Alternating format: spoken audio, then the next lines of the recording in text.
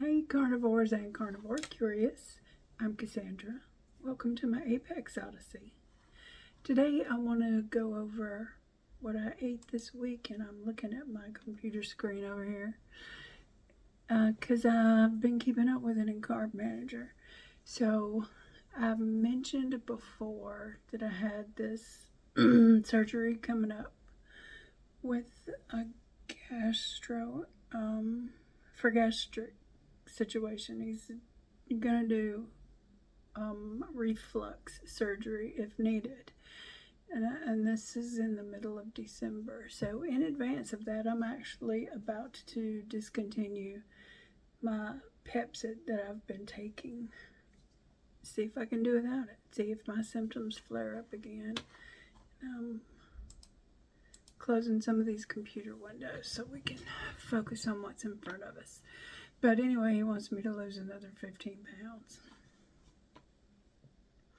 before the surgery, and I don't know if that's reasonable or not, but we'll see. And I was talking to a therapist who suggested that if I wanted to pursue that protein sparing modified fasting a few days a week might be something to look into. And I realized that I've been doing that anyway, and we can just go over that too. I've lost, let me get back to that screen, 2.7 pounds this week, and I'm actually up about over 2 pounds today. So I took a Lasix, which is what I've been prescribed them for, and a lot of times that makes a big difference. Sometimes I start retaining fluid or collecting it in less than optimal ways, and I'm supposed to take Lasix. So I did, which will send me to the bathroom a lot today, and it'll be interesting to see. Sometimes it makes my weight go down a few pounds the next day. It's just what I'm working on. But anyway, we're here to talk about what I ate this week. And I've got my Carb Manager log. Excuse me while I'm scooching around. My Carb Manager log is loaded up to last Saturday, a week from today. And what I've been doing is a few days a week. My calories are pretty low, just depending on what I eat. No, this started number one because I'm trying to save money on groceries. Was spending just for one person, up to $500 a month on groceries, and I could do better than that. It's not necessary. So I've been buying more chicken, certain cuts of pork, and it's made a huge difference. So then I realized that eating those leaner cuts of meat was making my calories go way down, and I apologize if that term offends you. It's just the measurement that science has given us. So Saturday, had a couple of eggs, boneless, skinless chicken breasts, fermented cabbage with carrots, about 1.5 ounces, and some apple cider vinegar. Now, I also mentioned that I had been using fermented vegetables medicinally since having a surgery, and I've just kind of, over the course of this week, I've gotten out of that, and I almost threw them away, but realized that, if I've got possibly another surgery coming up, better hang on to them. And in 6 more weeks, they'll be even better, flavor-wise, to me. All right, so Saturday had 548 calories, 81 grams of protein, 22 grams of fat. And Sunday, 819 calories, 66 grams of fat, 77 grams of protein. I had some MCT oil, beef gelatin, a can of herring, kipper style herrings, some lemon juice on those herring, ground beef. See, I haven't bought any beef in a while, but I'm still using up what's in my freezer. And I can tell it's getting kind of, I mean, it doesn't taste like anything's wrong with it. It's been deep frozen, but I've had it in there so long, it's kind of like flavorless, dry. So it's, I don't want to let it completely ruin. But anyway, and apple cider vinegar that day too. No ferments. And as I said, even eating these linear cuts of meat, it's still weird how the fat percentage can be. I was 65% fat that day, and just out of curiosity, when I only was 38% fat on Saturday, eating that boneless, skinless chicken breast. Monday, hamburger meat. So I had one of those 5-pound rolls, and I cooked it, baked it in the oven, drained as much fat as possible off of it, and that's what I ate. So some hamburger meat, fermented vegetables, and apple cider vinegar to the tune of 775 calories, 69 grams of protein, and 61 grams of fat. That's 66% of my calories from fat. Tuesday, October the 28th. MCT oil, high rotisserie chicken.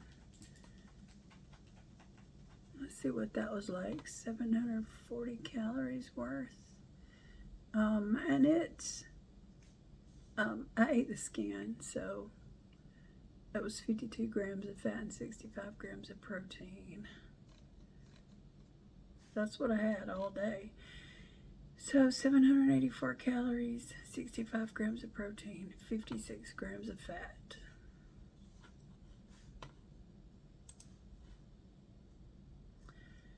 On Wednesday, the 29th, I had just some rotisserie chicken, lemon pepper flavored, 5.5 ounces. And this is what I ended up with. That's all I ate that day. And these are the days that I'm not really trying to get this amount of calories. That's how it turns out when I only get to eat one meal a day, because I'm really busy, or I'm just not hungry when it's convenient to eat. So for that rotisserie chicken that day, I had 460 calories, 41 grams of protein, 32 grams of fat. So even on that day, it was 63% of my calories from fat. That's just interesting to me. I don't know, maybe not to anybody else. So on Thursday, I ate ground beef and 2 eggs.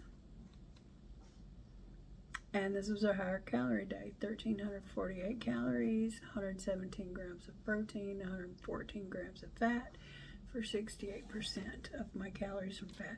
And I'm just saying these to see how it compares to what a protein sparing modified fast would be like, because some days when I eat just chicken breast, that is what being on a protein sparing modified fast kind of would be like. And then on other days, I'm not. When I eat beef, it's not like that.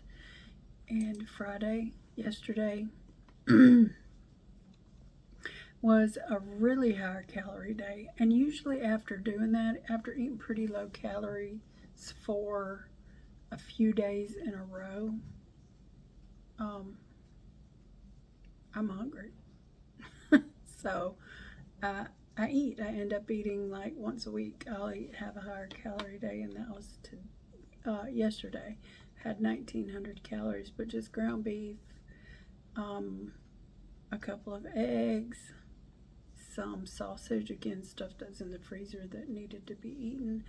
The rest of that leftover rotisserie chicken and apple cider vinegar. You know, I knew I was going to be shopping today, so it was kind of a clean out the fridge day. And that was 1,900 calories, 153 grams of protein, and 139 grams of fat. And that has set me up for the next, little sprint of modified fasting. And that's what I'm doing. So, another thing that has come up, I've been reading about what will happen if I do get that stomach surgery, is I may have to be on a liquid diet for weeks, up to, 6 weeks. I don't expect so, but I need to get me one of those little blenders so I can boil chicken breasts and whir them up in a blender with chicken broth and drink that. And then if I need to, I can blend up those fermented vegetables with it, and that's what I'm planning on doing. But I will give you another update next week. Tomorrow I'm finally going to get the MRI for my shoulder, and it's been hurting really bad to find out if my rotator cuff is torn, and if so, how bad, and if I need to have surgery to get it fixed, and what is the recovery time for that going to be like.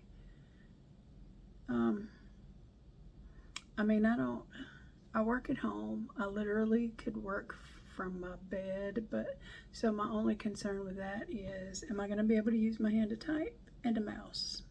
Don't need to be able to use it for anything else, aside from personal hygiene or getting food or whatever. But I am able to let it rest as much as it needs, but this has been hurting for a long time, and I'm ready to figure out if it's something that we can fix, and we need to get that done. So I'll give an update on that too, let you know how it goes at the orthopedic doctor's tomorrow. I asked my mom after I saw the orthopedic surgeon for the referral to the MRI. Doctor went, and man, like I said, my shoulder hurts. I'm tired of it. If it can be fixed, I want to fix it. So we're going to see. I'm curious what the MRI found, and can't wait to tell you about it. Wishing you all to have food that makes you feel your absolute best, and hope you have a great rest of your day, and I will see you next time.